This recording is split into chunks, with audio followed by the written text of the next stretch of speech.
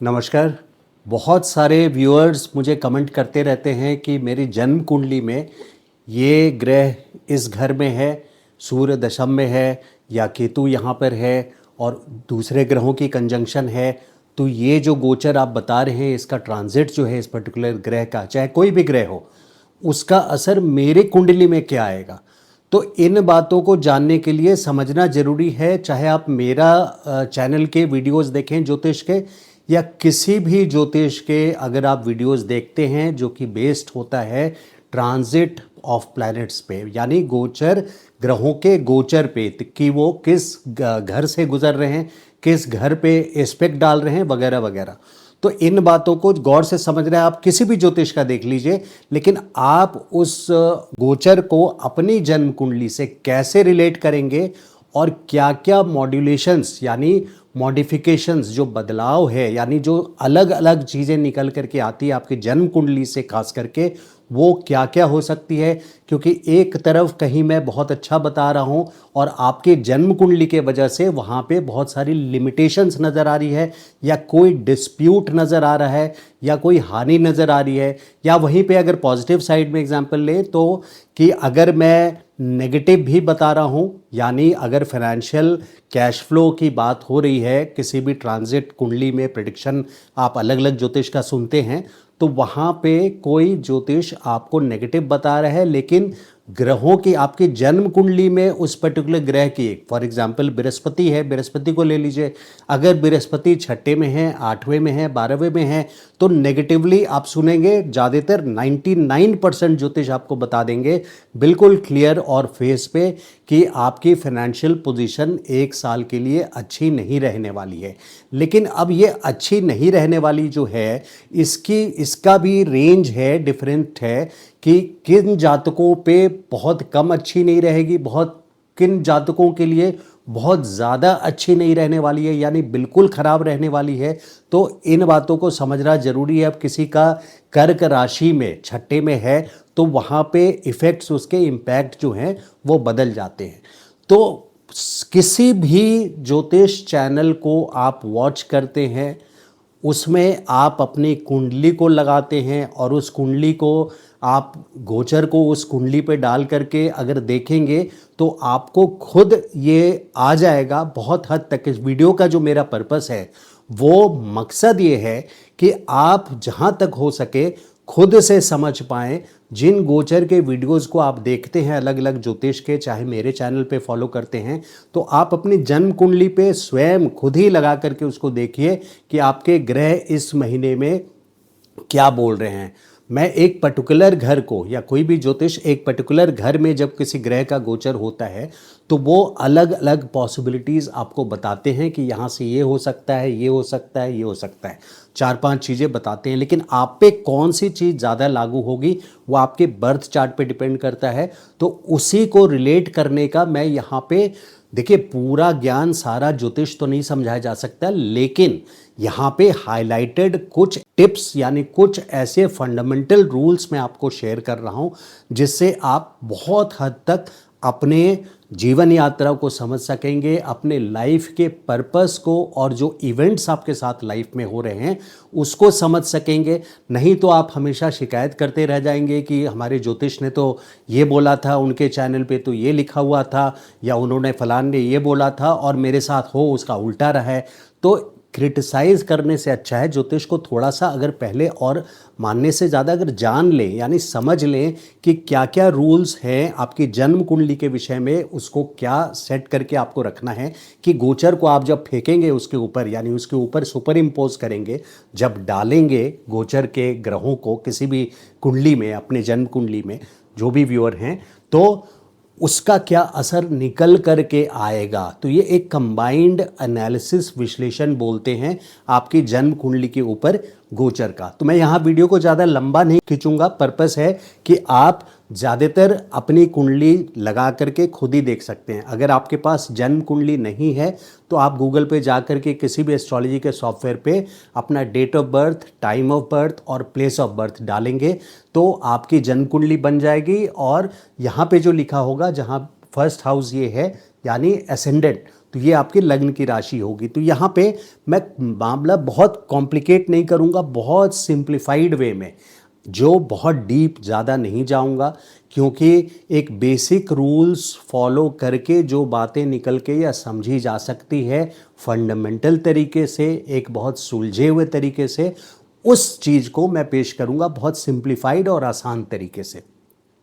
अब सबसे अच्छी बात है कि मैं इस बात को बताऊं तो एग्जाम्पल लेकर के बताऊं तो बेस्ट आप लोगों को मैं अपने एक्सपीरियंसेस शेयर कर पाऊंगा। पहली कुंडली जो मैंने ली है वो ली है कर्क राशि की। फॉर एग्जाम्पल यहाँ राशि का इम्पोर्टेंस नहीं है, मैं उसको सिर्फ एक पर्टिकुलर पॉइंट को ओवर एम्फसाइज यानी थोड़ा ज़्यादा महत्व देने के लिए बोल रहा हूँ। अगर राशि कोई और भी हो तो भी जन्म कुंडली में जो ग्रह हैं उसकी पोजीशन से और गोचर के पोजीशन जब वहाँ आएगी तो उसका क्या असर होगा, इसको देखेंगे। तो पहले एग्जाम्पल में मैंने एक राशि आपको डाल दी है कि मान लीजिए कर्क लग्न की राशि है, फर्स्ट हाउस असेंडेंट है, तो यहाँ पे मेष राशि आती है दशम स्थान पे, जिससे हम लोग प्रोफेशन को देखते हैं। ये कर्म स्थान है, तो आप क्या काम करेंगे फिजिकल वर्ल्ड में, तो वो देखते हैं प्रोफेशन को। अब यहाँ पे आपके किसी भी व्यक्ति, कोई भी जातक है, जातक बोलते हैं, कोई भी व्यक्ति है, पर्सन है जिसके शनि और राहु, चाहे वो सिर्फ अकेला शनि हो, चाहे वो अकेला राहु हो, या फिर कंबाइंड शनि राहु दोनों यहाँ पर हों, और वो व्यक्ति पर्टिकुलर गोचर की प्रिडिक्शन सुन रहा है यूट्यूब वीडियो पे, जिसमें सूर्य जा रहे हैं मेष राशि में, सूर्य मेष राशि में जा रहे हैं, तो यहाँ पे कर्क लग्न वालों के लिए सूर्य जब 10th हाउस में गोचर करेंगे, यहाँ देखिए सर्कल में मैंने लिखा हुआ है, इसको राउंड कर दिया है कि ये गोचर का सूर्य है और जन्म कुंडली में राहु और शनि है। तो जन्म कुंडली में शनि और राहु और सूर्य यहाँ पे मेष राशि में प्रवेश किए हैं, 1 महीना रहेंगे। आमतौर पे जिन लोगों के बर्थ चार्ट में 10th हाउस में कोई प्लैनेट नहीं है, उसका फल और इस व्यक्ति के फल में क्या अंतर आएगा उसको मैं आप लोगों से शेयर कर रहा हूँ। हम लोग कैसे देखते हैं, ज्योतिष कोई भी हो वो कैसे देखता है। तो सूर्य जब दशम स्थान पे यहाँ पे मेष राशि में प्रवेश करेंगे, तो ये जिस डिग्री पे शनि हो, जिस डिग्री पे भी राहु हो, अभी उस डिटेल में नहीं जाते हैं, 1 महीने के लिए सूर्य रहेंगे मेष राशि में। तो जब ये सूर्य राहु के ऊपर से, जन्म के राहु के ऊपर से या फिर जन्म के शनि के ऊपर से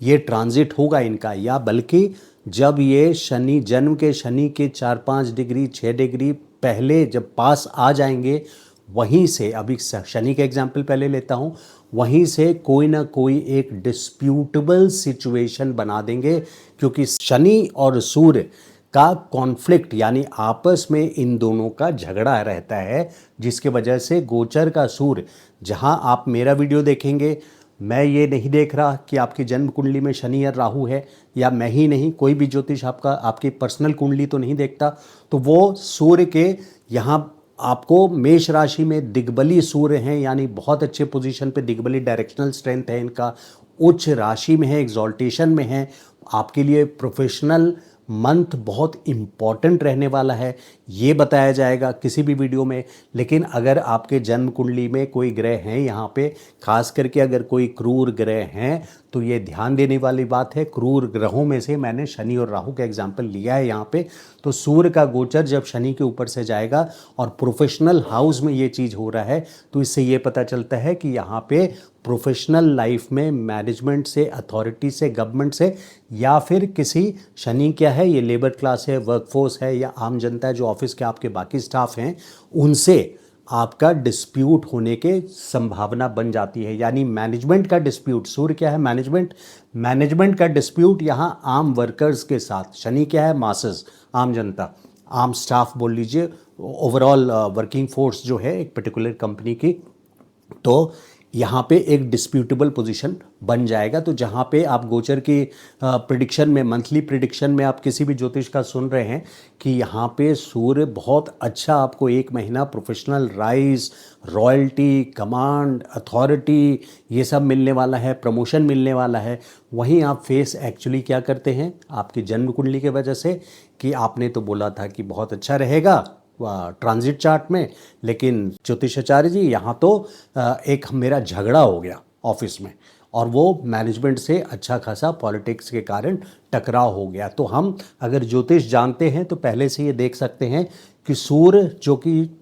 पूरे साल में हर एक एक महीना हर घर में रहते हैं, यानी एक साल में एक बार शनि के ऊपर से सूर्य जाएंगे। तो साल में एक बार जब भी सूर्य शनि के ऊपर से जाएंगे, ऐसा व्यक्ति को हमेशा 10 दिन पहले से ही, जिस मान लीजिए 15 डिग्री पर शनि है,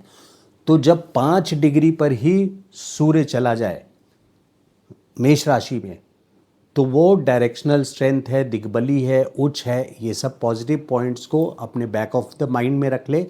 कि ये फ़ायदे तो मुझे मिलने वाले हैं, लेकिन मुझे अपनी तरफ से क्या एहतियात बरतना है और क्या होने की संभावना यहाँ अलग दिख रही है कि सूर्य का टकराव होने जा रहा है शनि के साथ आने वाले 10 दिनों में, और शनि के आसपास जब भी रहेंगे तो I have to be careful. मुझे बहुत सावधानी बरतनी है कि मैं मैनेजमेंट के अगेंस्ट कोई भी झंडा लेकर के खड़ा ना हूँ ऑफिस पॉलिटिक्स के वजह से, या किसी भी एजेंडा में मैं मैनेजमेंट के खिलाफ ना खड़ा हूँ, लोगों के खिलाफ ना खड़ा हूँ। तो ये एक बहुत ही इम्पॉर्टेंट टूल हो जाता है ज्योतिष समझने का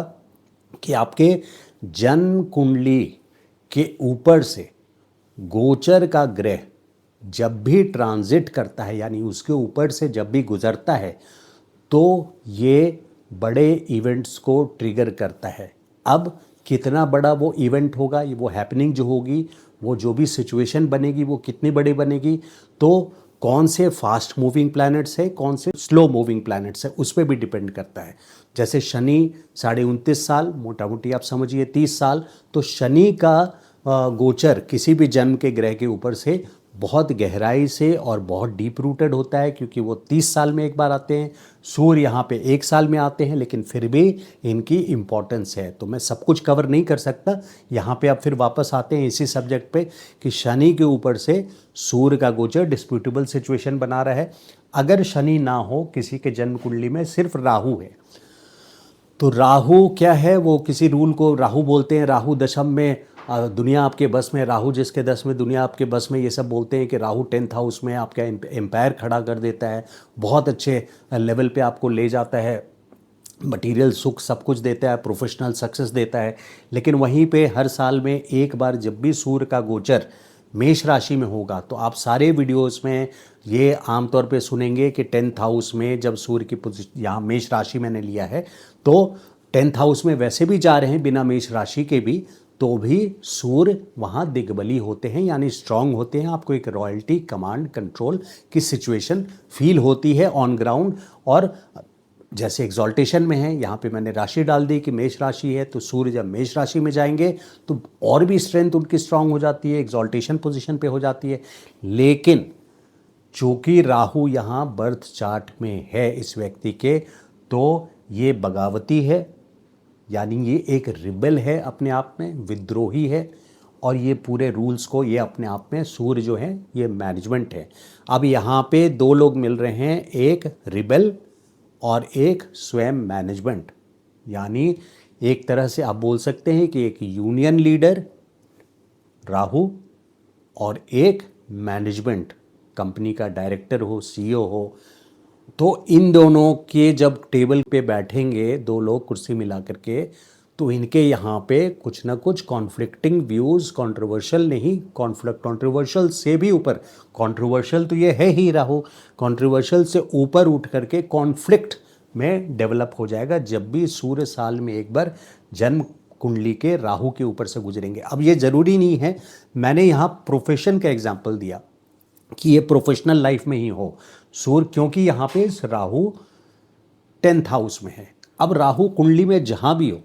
आपके किसी भी घर में हो, सूर्य का गोचर अगर राहु के ऊपर से हो रहा है, या फिर उससे भी सीरियस मैटर तब आ जाता है जब राहु, जो कि 18 साल में एक बार सूर्य जन्म के सूर्य के ऊपर से जाते हैं, तो उस 18 साल में जब सूर्य के ऊपर से जाएंगे, तो वहाँ पे एक मैनेजमेंट के साथ, गवर्नमेंट के साथ, टैक्सेस से रिगार्डिंग आपको बहुत केयरफुल होने की सिचुएशन हो जाती है। यानी मैंने ये दिखाया है कि आपके जो ट्रांजिट्स हैं वो सिर्फ घर से नहीं होता है, कि आपके राहु बहुत अच्छे जगह से ट्रांजिट कर रहे हैं। मान लीजिए राहु आपके 10वें स्थान से, अब इसको मैं बना लिया, राहु को मैंने बना लिया कि गोचर का है और सूर्य जन्म का है। सूर्य जन्म कुंडली में दशम स्थान पे है, एग्जॉल्टेशन पे है, ये व्यक्ति बहुत अच्छे पोजीशन पे है। बात एक एग्जाम्पल दे रहा हूँ आपको, क्योंकि एग्जॉल्टेशन में 10th हाउस में सूर्य है। अब हम मान के चलते हैं कि यहाँ पे सूर्य की पोजीशन बहुत अच्छी है, तो ये व्यक्ति प्रोफेशनली बहुत अच्छे पोजीशन पे है। अब राहु का गोचर जो है ये ट्रांजिट में यहाँ पे आ गए, और सारे ज्योतिष आपको बोलेंगे कि राहु जब 18 महीने के लिए 10th हाउस से गोचर करेंगे यानी गुजरेंगे, तो फिर एम्पायर बिल्ड करेंगे, बहुत अच्छा करेंगे। लेकिन चूंकि आपके जन्म कुंडली में एक पर्टिकुलर ग्रह है, इस एग्जाम्पल के तहत सूर्य आपके जन्म कुंडली में दशम स्थान पे है, तो राहु का गोचर जो कि 18 सालों में एक बार सूर्य के ऊपर से होगा, ये एक बहुत बड़ा विवाद आपके प्रोफेशनल लाइफ में खड़ा कर देगा। तो देखिए कैसे ये सारी सिचुएशन चेंज हो गई कि कहाँ एक सिचुएशन थी जहाँ सूर्य का 10th हाउस में होना या राहु का दशम स्थान पे होना अपने आप में बहुत अच्छा हो रहा था, लेकिन जन्म कुंडली में ग्रह के वजह से यहाँ पे ये मॉडिफाई हो गया। अब दूसरे एग्जाम्पल लेता हूँ आपको, सो दैट क्लियरिटी आ जाए कि मान लीजिए कि आपका शनि कोई भी कुंडली है, ये मीन लग्न की कुंडली है, एक एग्जाम्पल के तौर पे आपको दे रहा हूँ, शनि आपके यहाँ पे 2nd हाउस में है, दूसरे घर में। अब गोचर के सूर्य घूमते हुए 1 साल में यहाँ पे पहुँचेंगे शनि के ऊपर। तो शनि यहाँ नीच का है, चलिए वो सब अभी थ्योरी नहीं देखते, अभी हम सिर्फ ग्रहों के ऊपर से ग्रहों का गुजरना, यानी जन्म कुंडली में जो ग्रह हैं आपके, जैसे शनि है इस एग्जाम्पल में, ऊपर से सूर्य का आना और सूर्य का मेष राशि में शनि के ऊपर से गोचर होना। यहाँ पे चूंकि ये फाइनेंस का घर है, कुटुंब का घर है, स्पीच का घर है, भोजन का घर है, तो इन चीज़ों से रिलेटेड आपको कोई ना कोई डिस्प्यूटेबल सिचुएशन यहाँ नज़र आएगी। यानी फाइनेंशियल पोर्टफोलियो में आपको, जहाँ सूर्य, आप सभी ज्योतिषियों से सुनेंगे, क्योंकि उन्होंने ये नहीं देखा कि आपकी जन्म कुंडली में शनि दूसरे घर में है, वो तो ये मान रहे हैं, और उनकी बात चाहे मैं हूँ चाहे कोई भी है, बिल्कुल 100% सही है कि सूर्य अगर यहाँ पे एग्जॉल्टेशन राशि में यानी मेष राशि में आएंगे, अब मैं शनि को हटा रहा हूँ, वो तो इस हिसाब से बोल रहे हैं कि मेष राशि में सूर्य आगे उच्च के हैं, बहुत अच्छी फाइनेंशियल एक्सपेक्टेशन रखी जा सकती है, कैश फ्लो बहुत अच्छा होने के पूरे सिचुएशन है, संभावना है सूर्य के वजह से इस पर्टिकुलर मंथ में। लेकिन अगर जन्म कुंडली में यहाँ पे आपके शनि आ गया, आपकी जन्म कुंडली का शनि है और शनि के ऊपर से सूर्य का है, तो जहाँ एक तरफ कैश फ्लो की प्रॉमिस को सूर्य फुलफिल करेंगे, लेकिन चूँकि शनि के पास जब भी जाएंगे और जब तक शनि से 3-4 डिग्री 2-3 डिग्री आगे ना निकल जाए, जिस डिग्री पर भी शनि है, तब तक वहाँ पे एक फाइनेंशियल कोई ना कोई ऐसा डिस्प्यूटेबल सिचुएशन बनने के, चोट पहुँचने के, फाइनेंशियल चोट यानी फाइनेंशियल डैमेज पहुँचने का पूरा सिचुएशन हो सकता है। अब यहाँ पे और भी इंटरप्रिटेशन है कि आपके कुटुंब का भी घर है ये, और सूर्य पिता के कारक है,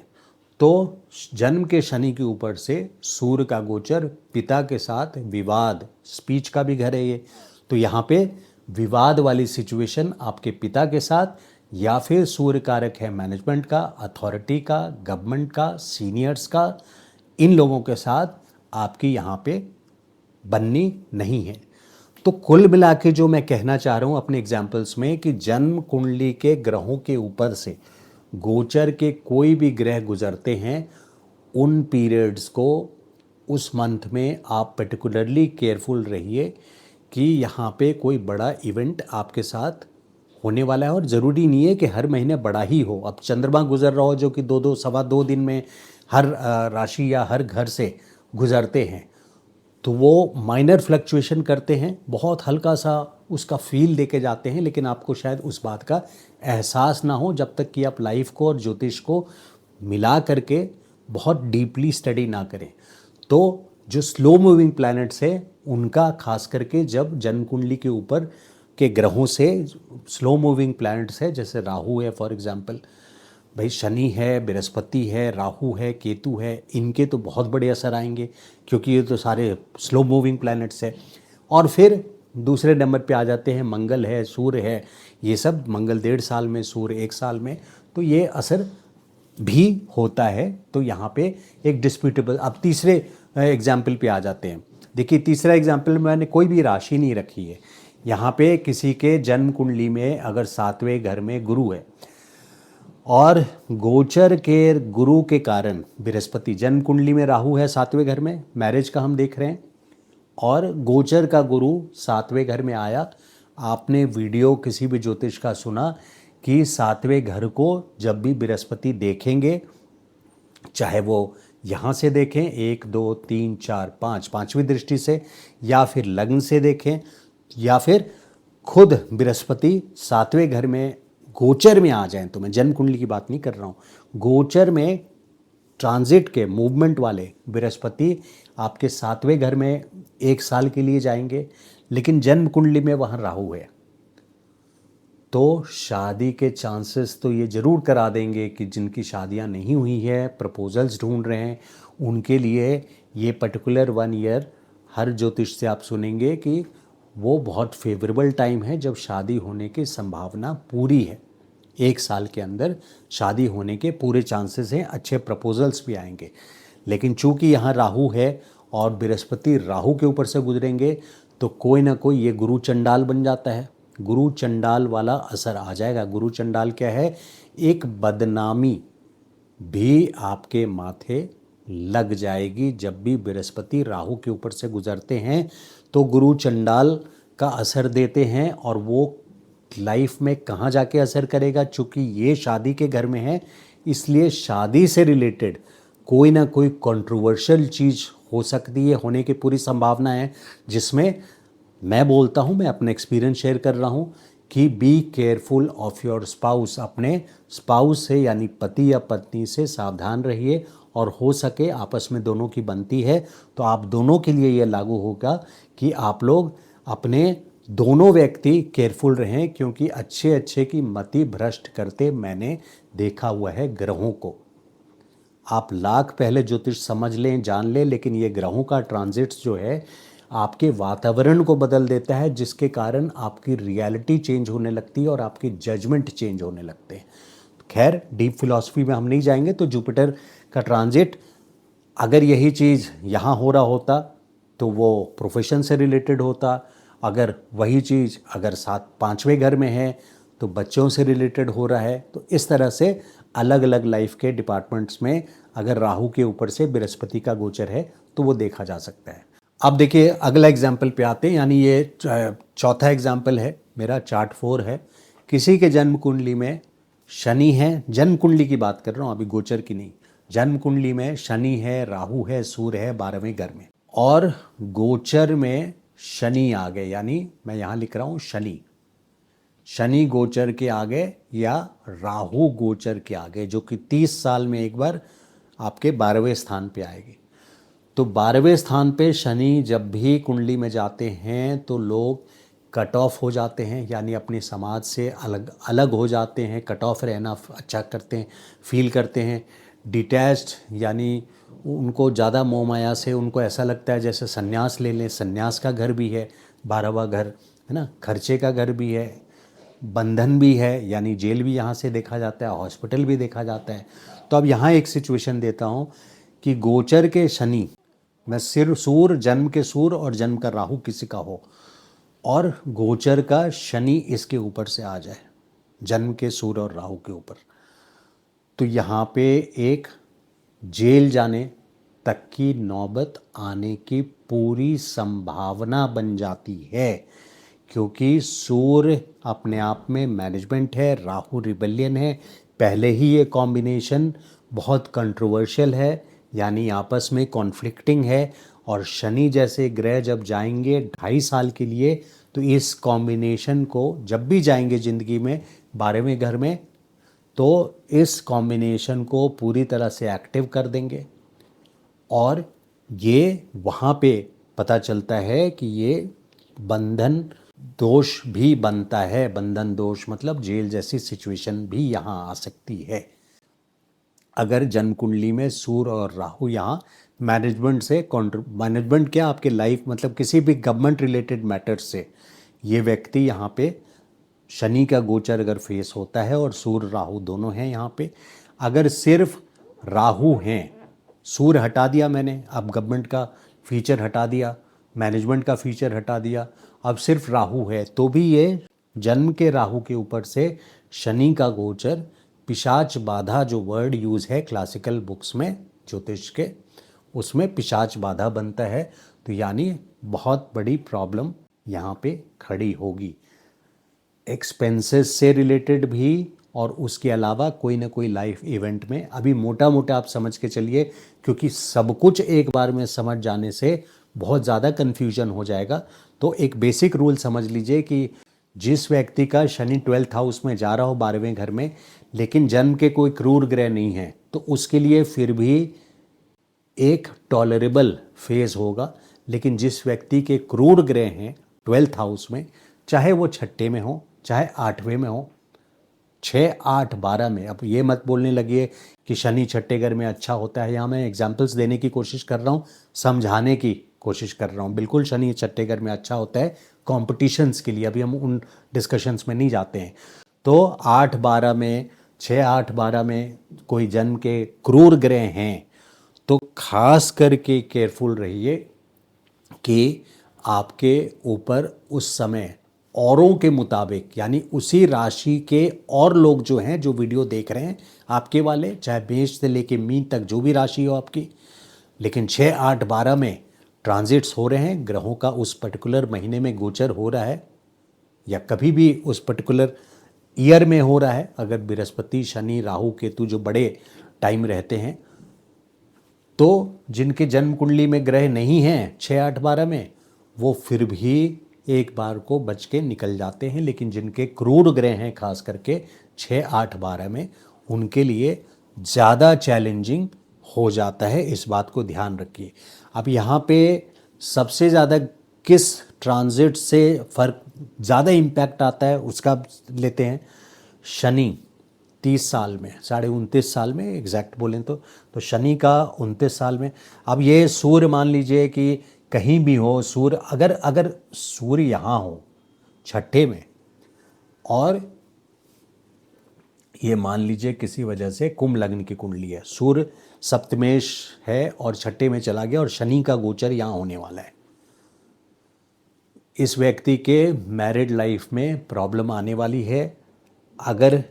कुंभ लग्न का कोई दूसरा व्यक्ति है जिसके छठे घर में कोई ग्रह नहीं है, तो उसके मैरिड लाइफ में डायरेक्टली कोई बड़ी प्रॉब्लम नहीं आने वाली है। लेकिन अगर सप्तमेश आपके, चाहे कोई भी हो, जरूरी नहीं है मैंने यहाँ सूर्य लगाया, कोई भी सप्तमेश हो और छठे घर में हो और शनि का गोचर उस पर हो रहा हो, तो वहाँ मैरिज रिलेटेड प्रॉब्लम्स आ रही हैं। या जिस घर के भी क्रूर ग्रह हों, उस जिस घर के भी स्वामी हैं, वो छठे घर में अगर बैठे हैं, या 2 राशियों के स्वामी हों कि छठे घर में, 8वें में या 12वें में बैठे हों, और शनि का गोचर उनके ऊपर से हो जाए, तो वहाँ पे जो इवेंट होगा आपकी लाइफ में वो बहुत नेगेटिव, बहुत ही नेगेटिव होने वाला है। तो इट इज़ टाइम कि आप बहुत केयरफुल हो जाए। उसको इस तरह से रिलेट करते हैं अपनी जन्म कुंडली में। तो 30 साल शनि का। अब बृहस्पति का बता दूं, बृहस्पति मान लीजिए कि अब एक ज़रा सा पॉजिटिव इवेंट ले लूं, बात डराने की नहीं है, पॉजिटिव इवेंट ले लूं कि किसी का चंद्रमा, मान लीजिए मून, चंद्रमा यहाँ पे लग्न में है और गोचर के बृहस्पति फर्स्ट हाउस में जाने वाले हैं, गोचर के, ट्रांजिट के। तो जन्म कुंडली में चंद्रमा है, राशि कोई भी है, जुपिटर जा रहे हैं, जुपिटर जा रहे हैं, तो चंद्रमा के ऊपर जब जाएंगे तो गज केसरी योग, यानी बहुत बड़ा विंडफॉल गेन्स जिसको बोलते हैं, देने के ओवरऑल लाइफ में कोई बड़ा गिफ्ट पूरे लाइफ में देने के यहाँ पोटेंशियल बृहस्पति रखते हैं जब चंद्रमा के ऊपर से गुजरेंगे। तो अब ये डिपेंड करता है कि राशि कौन सी है, वो सब डिटेल बाद में। तो यहाँ पे इन चीज़ों को मैंने दिखाया है कि जुपिटर अगर मान लीजिए चंद्रमा के ऊपर से जा रहा हो, या चंद्रमा और मंगल दोनों बैठे हों सेकंड हाउस में, और बृहस्पति का गोचर, ये पॉजिटिव एग्जांपल्स में दे रहा हूँ कुछ, कि 12 साल में एक बार बृहस्पति जाएंगे सेकंड हाउस में इस व्यक्ति के मून और मार्स के ऊपर, चंद्रमा और मंगल के ऊपर, और चंद्रमा और मंगल दोनों इकट्ठे एक स्पीड देते हैं, एक्टिवेट करते हैं, कैटलिस्ट मैं बोलता हूँ। तो कैटलिस्ट हैं, पावर देते हैं। मंगल क्या है? एक्शन है। और चंद्रमा यहाँ पे गज केसरी योग बना रहा है, तो बहुत फास्ट पैसा आने के चांसेस हैं बाकायदे कि और व्यक्ति के जिनके जुपिटर सेकंड हाउस में जाएगा तो कोई बड़ा गेन तो देगा, लेकिन इस व्यक्ति के मुकाबले नहीं दे पाएगा जिस व्यक्ति के पहले से वहाँ चंद्रमा या मंगल है। तो उस व्यक्ति के चार्ट में जुपिटर सेकंड हाउस में हो, चाहे जुपिटर ट्रांजिट में 11th हाउस में जा रहा हो, वहाँ पे चंद्रमा और मंगल हैं। मैं यहाँ सिचुएशन दे रहा हूँ कि पॉजिटिव साइड भी ये चीज़ें बहुत अच्छी काम करती है, जन्म आपकी कुंडली जैसे भी है। अब देखिए, अब एक अलग तरह की सिचुएशन लेते हैं। वो क्या है कि गोचर का बृहस्पति तो आपके सेकंड हाउस में आ गया, कोई बड़े गेन की एक्सपेक्टेशन है, लेकिन अब यहाँ दशा पे आ रहे हैं कि दशा जो है आपकी चल रही है किसी 12वें वाले घर की, यानी 12th हाउस की। तो केतु की अगर दशा 7 साल की आपकी चल रही है, जुपिटर सेकंड हाउस में आए हुए हैं, कोई ना कोई गेन, बड़ा गेन तो कराएंगे, लेकिन ये खर्चे के भाव वाली दशा चल रही है। केतु वैसे ही आपको कोई ना कोई एक पेनफुल एक्सपीरियंस जरूर कराएगा, स्पिरिचुअल लाइफ और जर्नी के लिए आगे जरूर बढ़ाएगा, अध्यात्म की ओर जरूर चलाया जाएगा। तो केतु की दशा में खर्चे पहले इतने बड़े होंगे, इतनी नेगेटिव दशा ये वाली, इसको मैं मानता हूँ कि 12th हाउस में केतु ना भी हो, केतु है तो करेले पे नीम चढ़ा वाला है ये एग्जाम्पल। अगर केतु के जगह से कोई भी और ग्रह हो और उसकी दशा चल रही हो जो कि 8वें 6 8 12 में ग्रह हैं, तो फिर पॉजिटिव गोचर भी उतना अच्छा फल नहीं दे पाएगा जितना अच्छा फल अगर फेवरेबल यानी पॉजिटिव दशा, महादशा और अंतरदशा की बात कर रहा हूँ, चल रही हो। तो इनको ऐसे रिलेट करके आपको अपनी कुंडली में इंटरप्रेट करना है। अब बहुत लोगों को ये देखता हूँ, बहुत सारे लोग ज्योतिष में भी ऐसे लोग हैं बहुत सारे जो सिर्फ और सिर्फ दशा देख करके प्रिडिक्शन देते हैं। तो ये बिल्कुल गलती मत कीजिएगा। देखिए, ये जो डिफरेंस है इस बात को मैं समझाता हूँ शॉर्ट में। ये वीडियो इस बारे में नहीं है कि दशा इम्पॉर्टेंट है कि ट्रांजिट इम्पॉर्टेंट है, लेकिन इस बात को मैं बेसिकली ऐसे समझा देता हूँ कि जन्म कुंडली जो आपकी है, ये आपके नाम का जो पैकेट, अच्छा या बुरा, कुरियर के पैकेट्स बन गए, वो पिक्चर ऑफ द स्काई है कि आपके लिए अच्छा इवेंट कब होगा, बुरा इवेंट कब होगा, कब कब क्या क्या होगा। तो ये लाइफ, अच्छा ज़रूरी नहीं है कि वो सारे इवेंट्स आपके इसी लाइफ में हों, इसी जीवन में हों, लेकिन जन्म कुंडली में यानी पिछले कई जन्मों में आपने उस तरह का बैंक बैलेंस बनाया है, कुछ नेगेटिव कुछ पॉजिटिव, ये डिपेंड करता है आपकी पास्ट लाइफ्स पे। ये ग्रह आपके पिछले लाइफ के हिसाब से आपको जन्म कुंडली मिल गई और बहुत सारे इसमें जो पार्सल्स बने हैं, आपको जो भोग्य होगा यानी जो भोगेंगे आप, हो सकता है बहुत सारी चीज़ें इस लाइफ में आप भोगें और हो सकता है बहुत सारी कर्म जो पिछले कई लाइफ्स के हैं वो आने वाले कई जीवन में भोगें।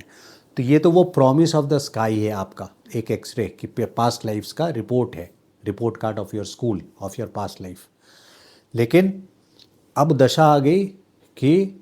वो क्या चीज़ है जो आपके फ्रिज में है, यानी आपके लिए अवेलेबल है इस लाइफ में। तो वो दशा है कि अभी जो चल रहा है वो मेरे लिए फ्रिज में ये सामान है, इस तरह की चीज़ें मैंने रखा हुआ है। और ट्रांजिट क्या है कि आपके टेबल तक, यानी कुरियर बॉय जो वो पार्सल लेके आएगा और वो कब आपके दरवाजे पर पहुंचेगा या फ्रिज से जो सामान आपके टेबल तक पहुंचेगा वो क्या होगा, वो गोचर बताता है। तो चलिए उस पूरे एक्सप्लेनेशन को मैं और अच्छे तरीके से बाद में कभी किसी वीडियो में बताऊंगा। तो यहाँ पे हम आ रहे थे कि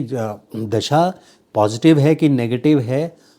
उस पर डिपेंड करता है कि पॉजिटिव ट्रांजिट्स हो रहे हैं, अच्छे ट्रांजिट्स हो रहे हैं, इसके बावजूद दशा अच्छी नहीं है तो बिल्कुल लिमिट होगा। लेकिन ऐसा नहीं है कि ट्रांजिट्स अपने असर नहीं देते, बिल्कुल देते हैं, लेकिन दशा भी इन दोनों को एक दूसरे पे सुपर इम्पोज करके देखना होता है। मौसम आपका उस पर्टिकुलर 1 ईयर कैश फ्लो बना रहेगा, लेकिन ओवरऑल आपके एक्सपेंडिचर्स बहुत हाई रहेंगे।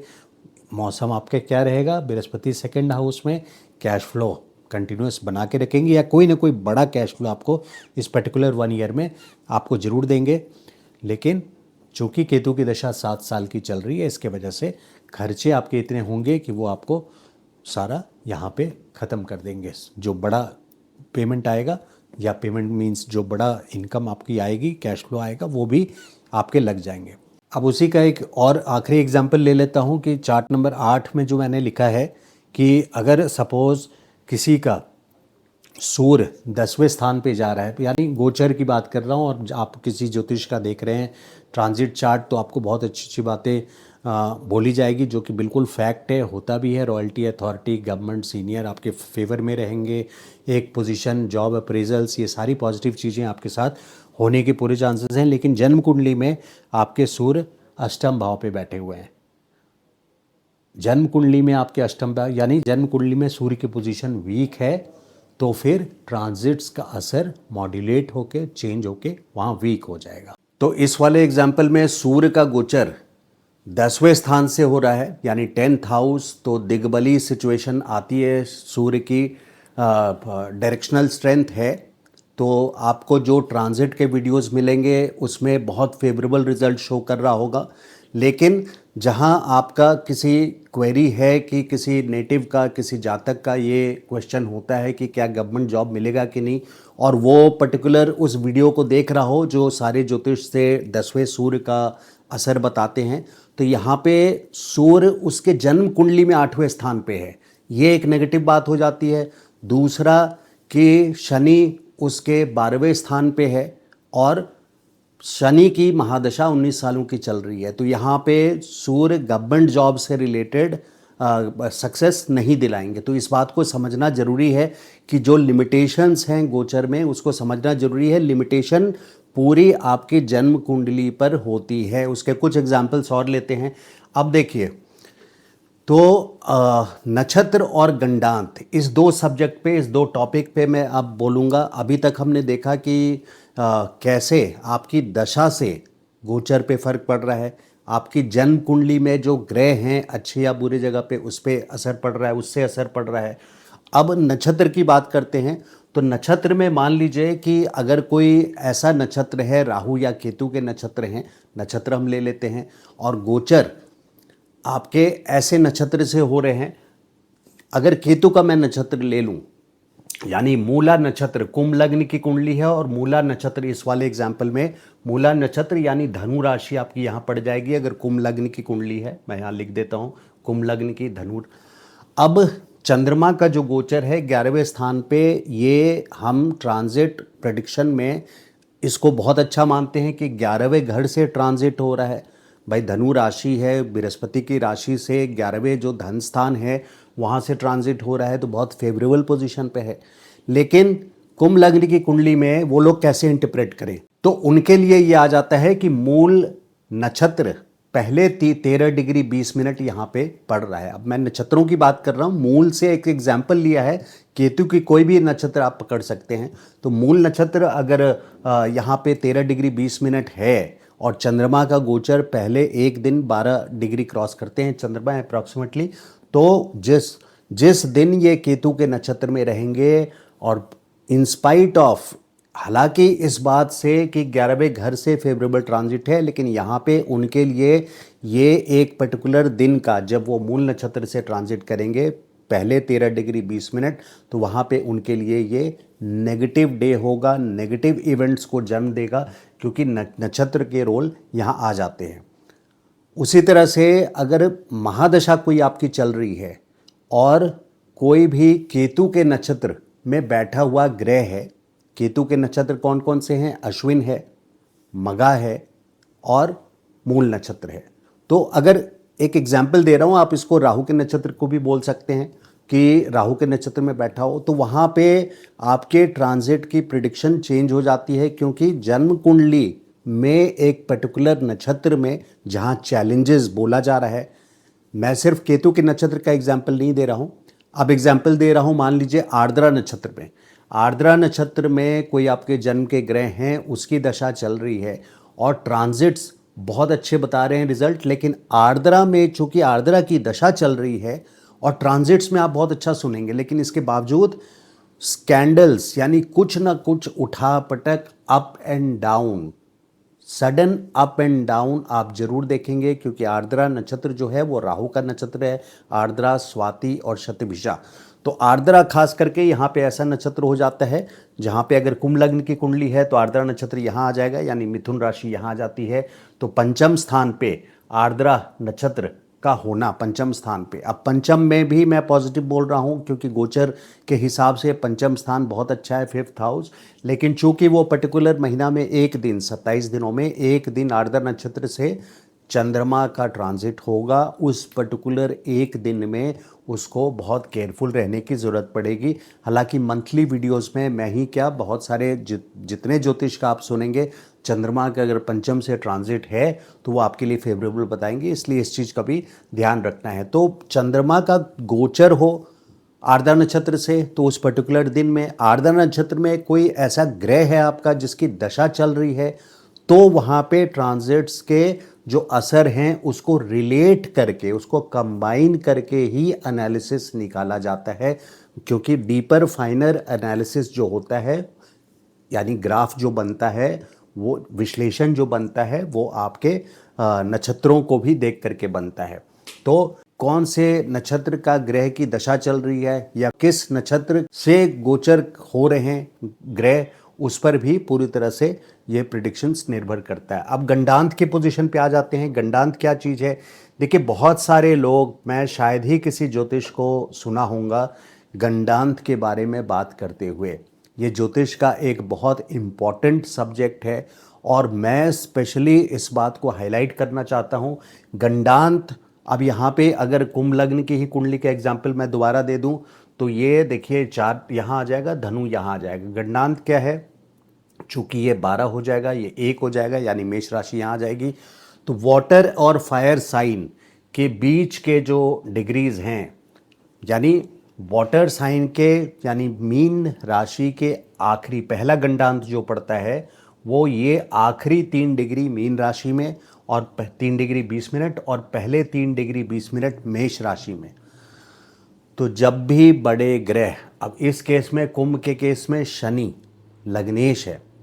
तो लग्नेश कहाँ जा रहे हैं इसका ट्रैक करना बहुत इंपॉर्टेंट होता है। और गोचर में हम देख रहे हैं कि ये 2nd हाउस में जा रहे हैं, तो बहुत अच्छे फाइनेंशियल इनकम फ्लो वगैरह बना के रखेंगे। चाहे शनि अपना व्यवहार की तरह स्लोली रखें, मतलब शनै शनै रखें, धीरे धीरे रखें, लेकिन ये जब मीन राशि में 2nd हाउस में ही आखिरी 3 डिग्री 20 मिनट पे जाएंगे तो वहाँ पे चैलेंजेस शुरू हो जाएंगे। क्योंकि मीन जल तत्व राशि है और मेष अग्नि तत्व राशि है। तो मीन के आखिरी 3 डिग्री 20 मिनट और मेष के पहले 3 डिग्री 20 मिनट,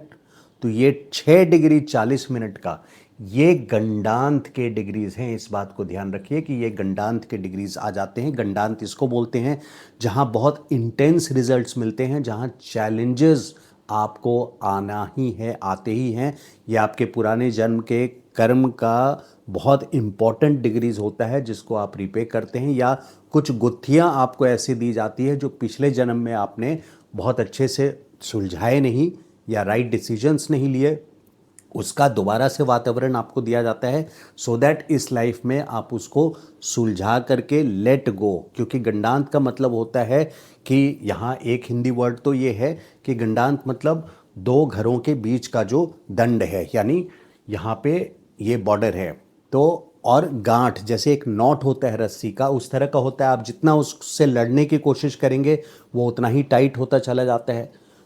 और लेट गो जो वर्ड है कि let go of situations and बहुत सारी चीज़ें लाइफ में लेट गो करनी पड़ती है। आप स्टक नहीं रह सकते कि मुझे तो ये चाहिए था और इसी आंसर से मैं सेटिस्फाइड होऊंगा, तो वहाँ लेट गो स्पिरिचुअल डेवलपमेंट के लिए आपको करना पड़ता है। तो वो गंडांत है। दूसरा गंडांत जो पड़ता है ये कर्क और सिंह राशि। कर्क राशि के आखिरी 3 डिग्री 20 मिनट और सिंह राशि के पहले 3 डिग्री 20 मिनट नक्षत्र में, मघा नक्षत्र में। तो अश्लेषा के आखिरी 3 डिग्री 20 मिनट और मघा के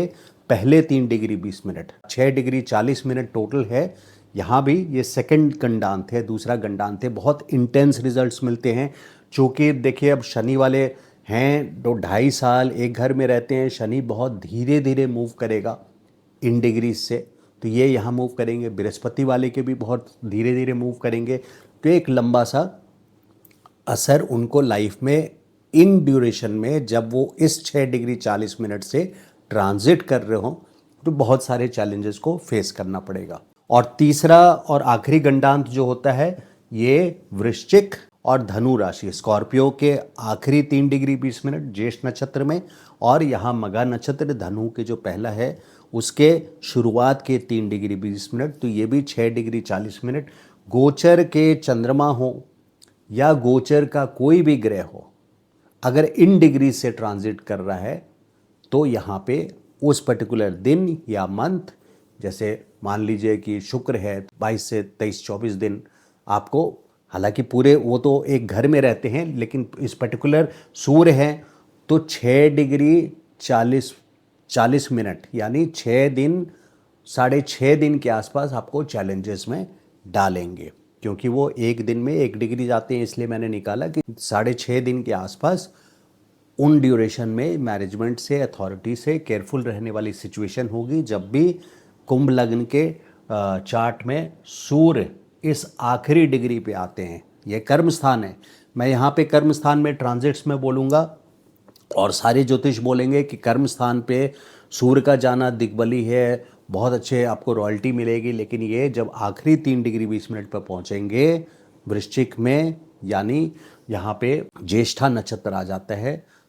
और ज्येष्ठा के आखिरी 3 डिग्री 20 मिनट में, तो आपको चैलेंजेस देखने को मिलेंगे। तो ये डीपर चीज़ें हैं, लेकिन इसको जानना, मैंने शेयर किया, बहुत सारे एस्ट्रोलॉजी से जो लोग जानते हैं वो भी इन चीज़ों को समझते हैं। तो एस्ट्रोलॉजी में आप दोष ना निकालें, बहुत सारी चीज़ें इसमें अंदर गौर से समझने वाली होती है, तो दुत्कारने से पहले इन चीज़ों को जानें ताकि आप उसको सही ढंग से, क्योंकि गूगल से आप रिलेट करेंगे कि what is the impact of sun transit in the 10th house, है ना, तो आपको बहुत अच्छे रिजल्ट्स देगा, लेकिन उसी 6-7 दिन में आप बोलेंगे कि ये तो ज्योतिष कुछ और बोल रहा है और यहाँ पे रिजल्ट्स कुछ और आ रहे हैं। तो डोंट ब्लेम ज्योतिष, है ना, फॉर श्योर आप ये देखिए, यू विल नो दैट कोई ऐसी चीज़ है जो आप मिसिंग लिंक है, कोई कहीं पर आप मिस कर रहे हैं। अब लेट अस मूव ऑन। नक्षत्रों का हमने डिस्कस किया, गंडांत का डिस्कस किया, बहुत इंपॉर्टेंट पॉइंट था गंडांत का। ये आपको किसी भी जो वीडियोस में ज्योतिष के सब्जेक्ट्स पे आपको नहीं मिलेगा, लेकिन ये एक बहुत स्ट्रॉन्ग, आप गूगल पे नेट पे भी सर्च कर सकते हैं व्हाट इज़ गंडांत और पढ़ सकते हैं। अब देखिए सिंप्लीफाई करके, क्योंकि पिछले एग्जाम्पल में काफ़ी डीप हम लोग चले गए, तो कुछ ट्रांजिट जो है बहुत पॉजिटिव, मान लीजिए किसी की जन्म कुंडली है, इस एग्जाम्पल पर आते हैं, इस वाले पे, तो ट्रांजिट्स, अब मैं दूसरे कलर का ये ले लेता हूँ कि ट्रांजिट्स, अगर मान लीजिए कि जुपिटर की ट्रांजिट यहाँ पे हो रही है 11th हाउस में, चाहे 2nd हाउस में ना, ये फेवरेबल हाउसेस हैं, चाहे जुपिटर यहाँ से गुजर रहे हैं, चाहे लग्न में, चाहे नवम में, कहीं से भी अच्छे जगह पे हो रही है। और मैं ज्योतिष गोचर के जो भी वीडियोस आप देख रहे हैं वो आपको बहुत अच्छा बता रहे हैं, लेकिन उसकी अच्छा का डेफिनेशन क्या है इस बात को, या बुरा का डेफिनेशन क्या है इस बात को समझना ज़रूरी है। तो यहाँ पे डेफिनेशन डिफाइंड हो जाता है आपके जन्म कुंडली में। गुरु पहले ही, मान लीजिए जन्म कुंडली में यहाँ मैंने दिखाया कि बृहस्पति 6ठे में है, शुक्र 8वें में है, सूर्य 12वें में है, एक एग्जाम्पल लिया है। और तो जुपिटर की लिमिटेशन आ रही है कि वो 6ठे का ही जुपिटर है, आपको कर्ज जरूर आपके जीवन काल में, यानी इंटायर लाइफ टाइम में कर्ज का बोझ जरूर आएगा।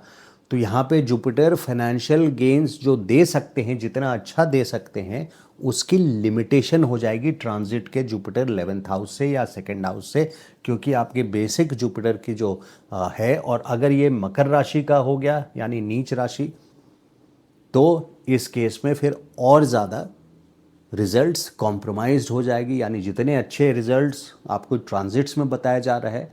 उतने अच्छे रिजल्ट्स आपके जन्म कुंडली के कारण और प्लेसमेंट ऑफ द प्लैनेट, जो आपके बर्थ जुपिटर है, उसकी स्ट्रेंथ कितनी है, ये एक बहुत मोटा मोटी एक स्ट्रॉन्ग तरीका है समझने का कि मेरे नीच राशि का बृहस्पति है तो यहाँ क्या होगा। इसी तरह से अगर 8वें घर का, 6ठे घर का, 12वें घर के ट्रांजिट्स बहुत अच्छे हैं, ट्रांजिट्स आपके मान लीजिए जुपिटर यहाँ हैं और शनि भी फेवरेबल हाउसेस में जा रहे हैं, यानी मान लीजिए कि ये कुंभ लग्न की कुंडली है और तुला राशि में उच्च होकर के शनि यहाँ ट्रांजिट कर रहे हैं, ये सब ग्रीन में जो लिखा है ये ट्रांजिट है। तो शनि तुला में पहुँच गए, भाग्यस्थान पे पहुँच गए, ना, ट्रांजिट्स बहुत फेवरेबल है। गुरु आपके कहीं भी हों, लग्न में हो, सेकंड में तो शनि और गुरु दोनों का ट्रांजिट्स आपके फेवरेबल हैं। लेकिन आपकी जन्म कुंडली में दशा ऐसी चल रही है जो छठे घर, आठवें घर या 12वें घर का है, तो वहाँ पे ये इम्पॉर्टेंट पॉइंट हो जाता है कि ट्रांजिट के रिजल्ट्स लिमिट हो जाएंगे और उस तरह का सक्सेस आपको नहीं देंगे जहाँ पे जो मिल सकता है, जो दूसरे लोगों की कुंडली में दे सकते हैं। तो क्या होता है, तो जो मेन पंचलाइन है वो ये है कि गोचर भी आपके अच्छे होना चाहिए, यानी अच्छे घरों से, खास करके शनि है, गुरु है, राहु केतु, ये लोग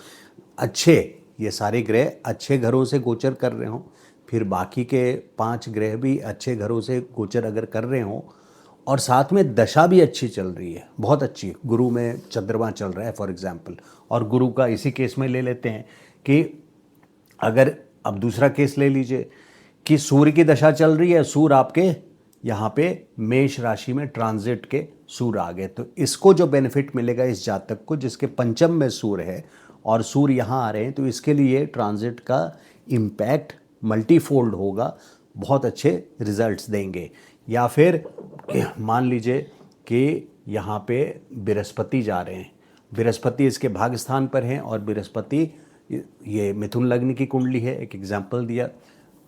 ट्रांजिट के बृहस्पति, ये जितने ग्रीन कलर में हैं ये सारे ट्रांजिट वाले ग्रह लिख रहा हूँ, और जन्म कुंडली वाले हैं ये सारे ब्लू वाले में लिखा हुआ है। तो बृहस्पति इसके जन्म कुंडली में नवम स्थान पे हैं और अभी आए हैं गोचर के कर्क राशि में, सेकंड हाउस में। इसका जो रिजल्ट मिलेगा ये बहुत स्ट्रांग और बहुत अच्छा रिजल्ट मिलेगा। इन बेसिक बातों को ध्यान रखिए। तो ये है कि अगर आपके प्लैनेट्स बर्थ चार्ट में पॉजिटिव हैं तो अच्छे गोचर में उसका double fold impact, positive impact मिलेगा। तो ये ज़रूरी हो जाता है कि ट्रांजिट्स भी और दशा भी दोनों अच्छे हों, तब बहुत बिग चेंजेस इन लाइफ तब होती है। इस बात को ध्यान रखिए। आम तौर पे लोग बृहस्पति की दशा जब आती है लाइफ में, तो कोई भी देख करके, जो यहाँ तक कि जो आधे अधूरे लोग हैं, ज्योतिष का ज्ञान रखते हैं, वो सीधा जो अच्छा बृहस्पति की दशा आ रही है आपको बता देंगे कि ये तो 16 साल आपका बहुत अच्छा जाने वाला है। लेकिन बृहस्पति की पोजीशन आपकी जन्म कुंडली में ठीक नहीं है, तो या गोचर का बृहस्पति आपके अच्छे जगह पे से नहीं ट्रांजिट हो रहा है, क्योंकि 16 साल फ्लैट एक जैसा तो नहीं जाएगा। गोचर कहाँ कहाँ जाएंगे, 16 साल की महादशा होती है, तो गोचर कहाँ कहाँ जाएंगे बृहस्पति के, ये फ्लक्चुएशन 16 सालों में आपको मिलता रहेगा, बृहस्पति का, शनि का, सभी ग्रहों का। अब आ जाते हैं एक पर्टिकुलर एग्जाम्पल पे कि किसी का मान लीजिए कि सप्तम स्थान, अब मैरिड लाइफ से कोई क्वेश्चन है, आपको देखना है कि आपकी मैरिड लाइफ कैसी जा रही है, और यहाँ पे किसी वजह से मेष राशि है सप्तम स्थान पे, या सिंह राशि है सप्तम स्थान पे, या वृश्चिक राशि है सप्तम स्थान पे, तो इस तीनों कंडीशन में सूर्य और मंगल इस जातक के छठे स्थान पे हैं, सूर्य और मंगल।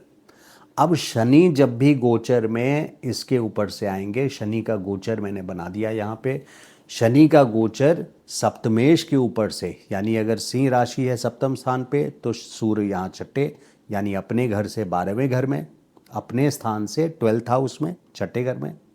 या फिर मेष और वृश्चिक है तो मंगल राशि स्वामी हुए सप्तम के, और अगर दोनों हैं तो भी, या अकेले हैं तो भी, ज़रूरी नहीं है कि दोनों हों, ये तो मैंने आपको एक एग्जाम्पल दिया है। और शनि का गोचर होते होते छठे घर में आ गया। अब आप सुनेंगे ज्योतिष वीडियो में ट्रांजिट्स पे कि शनि छठे में अच्छे रिजल्ट्स देते हैं, बिल्कुल देते हैं, लेकिन एक पर्टिकुलर ऐसा व्यक्ति है जिसके सप्तमेश बैठा हुआ है छठे स्थान पे, तो यहाँ पे लिटिगेशन की प्रॉब्लम, यानी कोई ना कोई डिस्प्यूट, मैरिटल डिस्प्यूट हो करके लिटिगेशन की प्रॉब्लम बस या तो आ चुकी है या आने ही वाली है, ये डिपेंड करता है डिग्रीज पे। तो ये चीज़ ध्यान रखना है कि क्या फ़र्क होता है। इस वीडियो को बनाने का मकसद यही है, क्योंकि बहुत सारे क्वेश्चंस आते हैं कमेंट बॉक्स में कि मेरे तो ये प्लैनेट इस पर्टिकुलर हाउस में है, आपने गोचर का बताया, तो इसका इम्पैक्ट क्या होगा, this is expecting this, this is expecting this. तो अब एस्पेक्ट की भी बात कर लूँ मैं कि ये भी हो सकता है। चलिए एस्पेक्ट की बात ज़रा सा देर में करते हैं। अब आते हैं इस वाले चार्ट नंबर 5 जो एग्जाम्पल दिया है मैंने। किसी के जन्म कुंडली में मान लीजिए पंचम में केतु है या नवम में केतु है और गोचर के शनि 30 सालों में एक बार, ये बहुत बड़ा इवेंट है, 30 सालों में एक बार 5th हाउस में केतु है और 5th हाउस के ऊपर से शनि का गोचर है। तो जब भी 5th हाउस में शनि का गोचर केतु के ऊपर से जाएगा तो 5th house is related to children, यानी आपके बच्चों से रिलेटेड है, शादीशुदा हैं तो, या फिर लव अफेयर से रिलेटेड है। इसी 2 एग्जाम्पल को लेके अभी चलें तो ऐसे में शनि का जब 29.5 साल में, लगभग 30 सालों में केतु के ऊपर से 5th हाउस में गोचर होगा तो एक बड़ी ट्रेजेडी लव अफेयर से रिलेटेड होती ही है। बहुत सारे केसेस में, मोर देन 90% केसेस में, 95% केसेस में एक बड़ी tragedy related to love affair होगी। या फिर आप मैरिड हैं तो फिर बच्चों से रिलेटेड इस समय पे सावधानी रखनी बहुत ही इम्पॉर्टेंट हो जाता है। And you know that from before, आपको पहले से पता है कि जन्म के केतु के ऊपर से, केतु कहीं भी हो आपकी कुंडली में, ये तो मैंने एक बच्चे के हाउस में रख करके या लव अफेयर के हाउस में रख करके एग्जाम्पल दिया है, और हम अभी फिर 9th हाउस में भी क्या असर हो सकता है वो भी रिलेट करेंगे। लेकिन केतु के ऊपर से शनि का गोचर 29.5 साल में एक बार होता है। शनि बहुत स्लो मूविंग प्लैनेट है, तो जब ये होगा तो उसके 6 महीने पहले से ही आप केयरफुल रहिए कि कोई बड़ी ट्रेजेडी आपके लाइफ में होने वाली है। और ये ऑलमोस्ट 99.9999% केसेस में मैंने इन चीज़ों को होते हुए देखा है कि कहीं ना कहीं इनके ट्रेजेडी होती ही है। अगर वही केतु नवम स्थान पे है और शनि का गोचर अब नवम स्थान पे आ रहा है, हालांकि चाहे वो तुला राशि हो, यानी कुंभ लग्न की कुंडली हो और तुला राशि है, लेकिन केतु है वहाँ पे। शनि यहाँ उच्च का है गोचर में, लेकिन केतु जन्म का 9th हाउस में है, तो पिता को कोई ना कोई बड़ी प्रॉब्लम डिटेक्ट होगी ही होगी। और केतु है इसलिए डिटेक्ट होने के पहले तब तक चीज़ें हो चुकी होगी, यानी कि आपके हॉस्पिटल के रिपोर्ट्स हो सकता है आने में लेट हो जाएं, लेकिन ये शनि का गोचर खुद बता रहा है 6 महीना साल पहले से कि इस पर्टिकुलर ईयर में आपको प्रॉब्लम होगी। अब ये डिग्री पे डिपेंड करता है कि कब होगी। अगर केतु 15 डिग्री पे है नवम स्थान पे, तो शनि जब 8-9 डिग्री के आसपास आ जाएगा, मैं तभी से लोगों को बोलता हूँ कि बहुत ज़्यादा एक्यूरेट होने की भी ज़रूरत नहीं है, रियल लाइफ में प्रैक्टिकल होना ज़रूरी होता है कि आपको मकसद क्या है ये जानना कि कोई ट्रेजेडी हो रही है तो आप पहले से केयरफुल हो। तो आप 15 डिग्री क्या 8-9 डिग्री पे जब शनि आ जाते हैं तो आप केयरफुल रहिए अपने पिता के मैटर पे। तो ये एक एग्जाम्पल दिया है। अब पॉजिटिव एग्जाम्पल भी ले लेते हैं कि शुक्र, मान लीजिए किसी के जन्म कुंडली में पाँचवें घर में चंद्रमा है और शुक्र का गोचर 5वें घर से एक पर्टिकुलर 20-25 दिनों के लिए 5वें घर से हो रहा है शुक्र का गोचर। तो शुक्र का गोचर जब भी, तो इस व्यक्ति के जब चंद्रमा के ऊपर से पंचम घर में शुक्र का गोचर होगा तो एक बहुत अच्छा आकर्षण योग बनाएगा। चाहे शुक्र का गोचर यहाँ से भी हो रहा है 2nd हाउस पे, तो ये फाइनेंस से रिलेटेड या उसके स्पीच से रिलेटेड कोई बहुत अच्छे रिजल्ट्स यहाँ पे देगा, या खाने का जो मटेरियल है, पार्टी वार्टी में इनविटेशंस मिलेंगे, या फिर 11th हाउस में है तो फ्रेंड्स के साथ एंजॉय करेगा ये व्यक्ति। अगर गोचर का शुक्र, जन्म का चंद्रमा 11th हाउस में है 11वें घर में, और यहाँ से एस्पेक्ट 5th हाउस पे है तो ये आकर्षण योग भी बना रहा है। अब जितनी बातें मैंने बोली है सिर्फ पोजीशन से नहीं है, इस बात को ध्यान रखिए कि अगर मैं एक एग्जाम्पल दे देता हूँ, चलिए उसके पहले ये एग्जाम्पल कर लेते हैं कि शुक्र अगर पंचम में है या 12वें में है तो क्या होगा। अगर शुक्र पंचम में है और चंद्रमा का गोचर 27 दिनों में एक दिन आता है तो ये आकर्षण योग यहाँ बनाएगा 5th हाउस में। 12th हाउस में शुक्र बेडरूम के लिए बहुत अच्छा माना जाता है, बेड प्लेजर्स के लिए अच्छा माना जाता है, तो चंद्रमा का गोचर यहाँ पे बहुत अच्छा होगा। लेकिन वहीं फर्क पड़ जाता है कि अगर राहु का गोचर 1.5 सालों के लिए, ये गोचर है ब्लू में जो लिखा है ये आपकी जन्म कुंडली लिखा है, अब शुक्र 12th में है जो कि बहुत अच्छा माना जाता है, लेकिन राहु का गोचर आपके 12वें 12th हाउस से हो रहा है 1.5 साल के लिए, तो राहु यहाँ बेडरूम से रिलेटेड एक्टिविटी